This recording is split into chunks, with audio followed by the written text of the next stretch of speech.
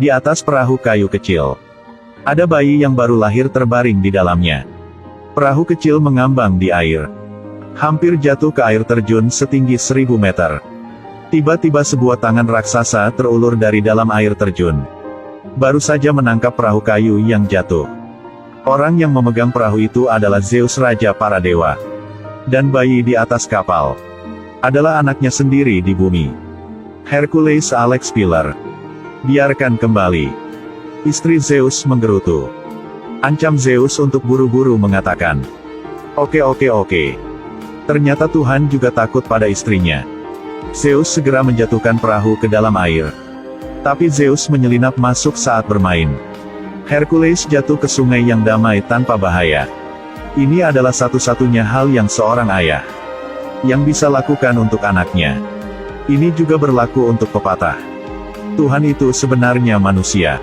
Apa yang orang lakukan, Tuhan akan melakukannya kadang-kadang. Jika Anda tidak percaya, lihat saja Hera, istri Zeus. Dia awalnya adalah dewi bangsawan, tapi tidak bisa memaafkan anak istri orang lain. Hera berubah menjadi 2 ular berbisa untuk dibunuh bayi Hercules. Mata Hercules melebar dan polos melihat 2 ular berbisa. Kedua ular mainan ini juga sangat lucu. Kemudian kedua tangan mencekik kedua ular itu.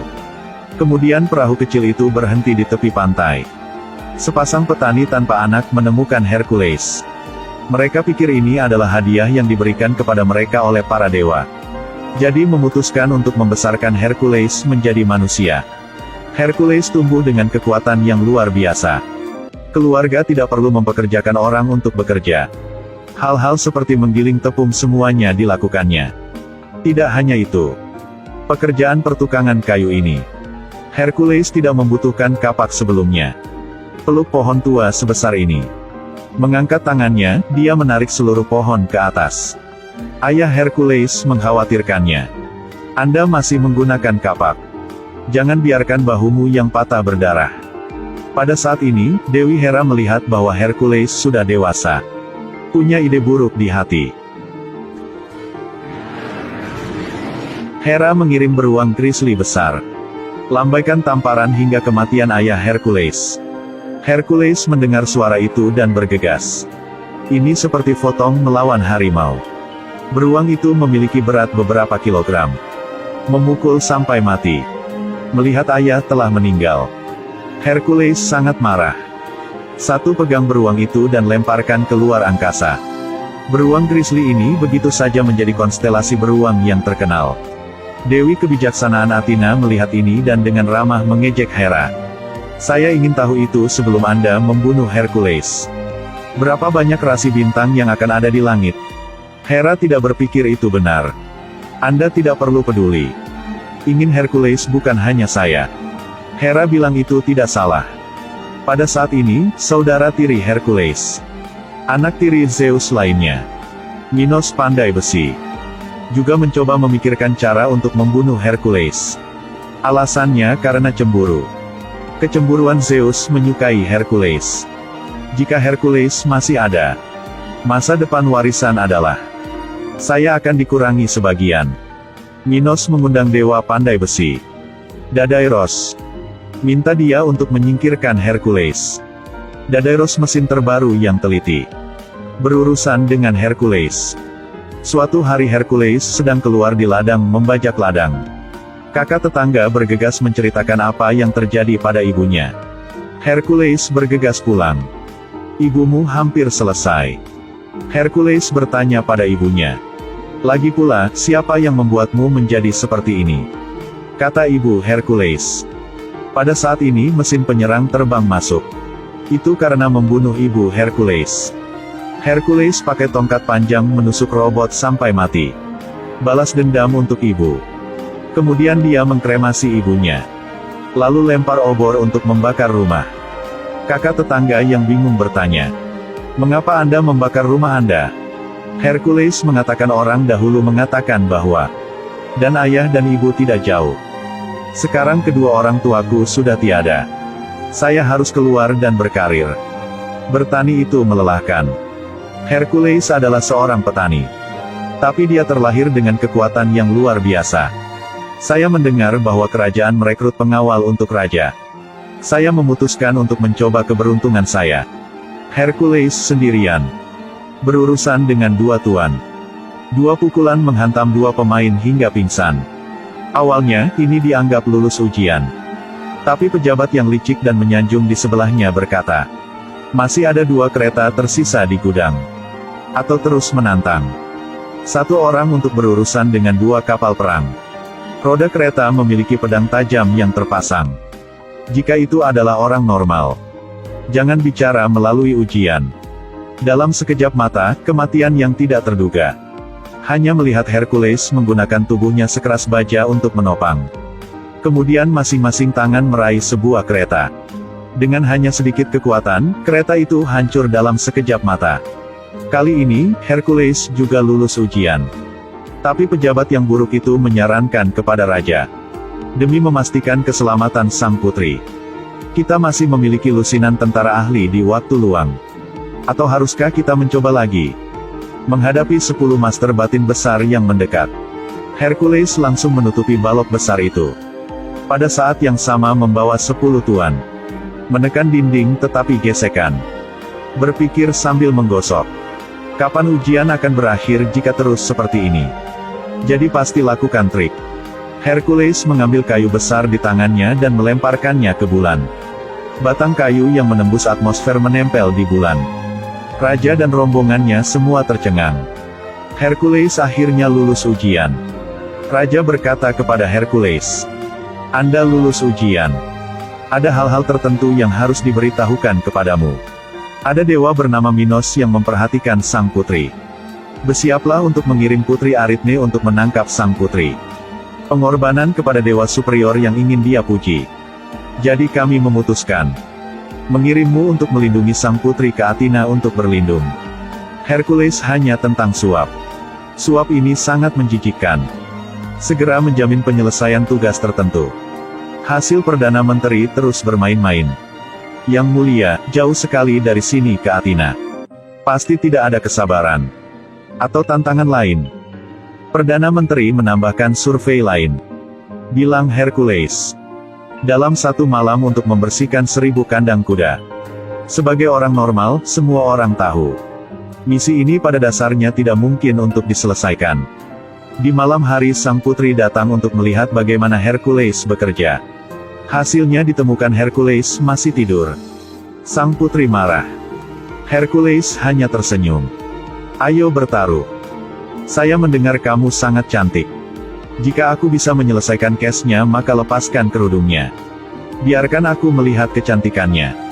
Sang putri agak ragu pada awalnya. Karena siapa yang pertama melihat wajahnya, maka dia harus menikahi orang itu. Putri merasa Hercules tidak bisa menyelesaikan misi. Jadi dia setuju. Hercules membawa sang putri ke sungai kecil di luar kandang. Jadi dia mengangkat batu besar seberat 10 ton dan melemparkannya ke sungai. Sungai diblokir. Air sungai mengubah aliran menjadi istal. Hanya dalam beberapa detik kandang dibersihkan tanpa setitik debu. Hercules benar-benar pintar. Sang putri sesuai janjinya melepas kerudungnya. Hercules melihat kecantikan sang putri. Seketika tercengang. Memutuskan dalam hati. Aku harus menikahi sang putri. Jalani hidup seperti peri. Hercules dan sang putri sedang berpelukan. Tapi ayahnya Zeus tembak satu petir dan jatuhkan 2 orang hingga pingsan. Lalu, Perdana Menteri dan Putri Minos Aritne tampil bersama. Ternyata, Perdana Menteri adalah mata-mata yang diatur Aritne di samping raja. Bahkan harimau pun tidak memakan anaknya. Mengapa dewa tertinggi Zeus membantu orang jahat? Menyakiti anaknya sendiri. Apalagi yang bisa? Takut pada istrinya. Hercules diikat oleh Aritne dengan rantai besi. Buang ke dasar laut. Lalu ajak sang putri menemui ayahnya. Apakah Hercules baru saja mati seperti itu? Bagaimana bisa? Dia seorang atlet. Hercules terlepas dari rantai besi. Kemudian berenang di laut besar 7 hari 7 malam. Akhirnya sampai di sebuah pulau. Ada penyihir di pulau itu. Penyihir itu berkata dia bisa membantu Hercules menemukan sang putri. Tapi dibutuhkan 10 tetes darah Hercules untuk berdagang. Penyihir meminum darah Hercules.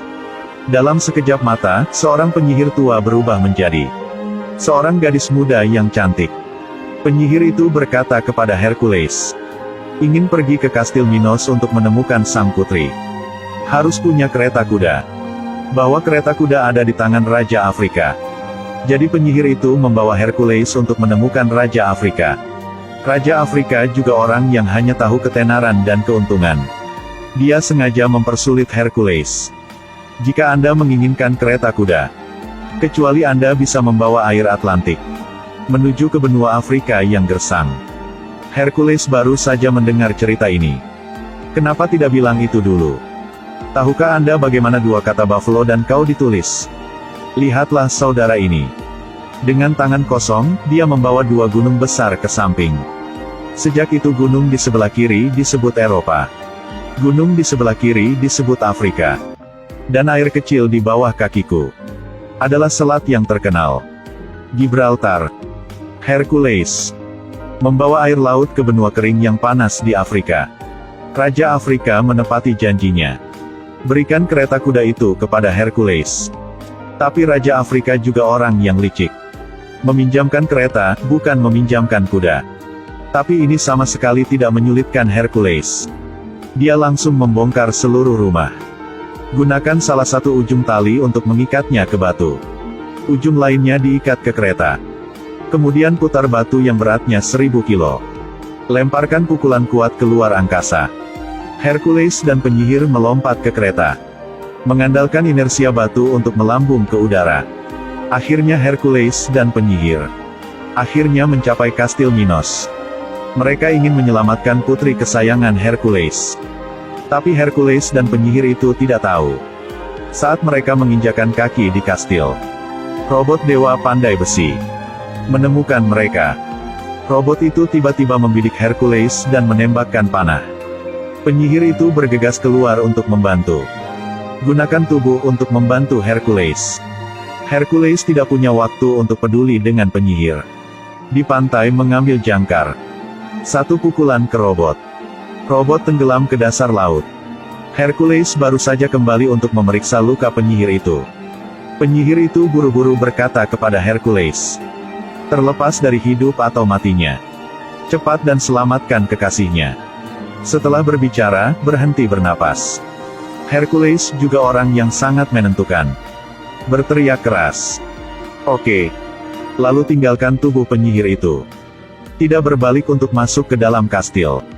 Sekarang putri kekasih Hercules dibawa ke hadapan Minos oleh Aritne. Minos sangat gembira.